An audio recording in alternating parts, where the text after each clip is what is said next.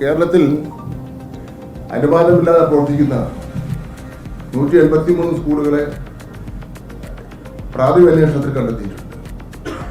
അവർക്ക് സംസ്ഥാന government NOC വാങ്ങേണ്ടതാണ്. അപ്പം ഒരു ചെറിയ കട ആരംഭിക്കണമെങ്കിൽ പോലും ഗവൺമെന്റിന്റെയും ബന്ധപ്പെട്ട സ്ഥാപനങ്ങളുടെയും ലൈസൻസ് വാങ്ങേണ്ടതായിട്ടുണ്ട്.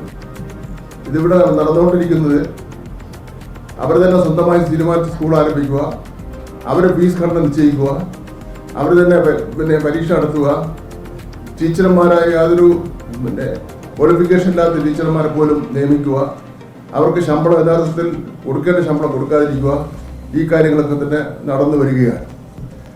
അപ്പോൾ ഇതെല്ലാം കണ്ടുകൊണ്ടാണ് അംഗീകാരമില്ലാത്ത സ്കൂളുകളെ സംബന്ധിച്ച് ലിസ്റ്റ് എടുക്കാൻ വേണ്ടി തീരുമാനിച്ചത്. അപ്പോൾ അതിൻ്റെ ഒരു ലിസ്റ്റ് ഇപ്പം തയ്യാറാക്കിയിട്ടുണ്ട്.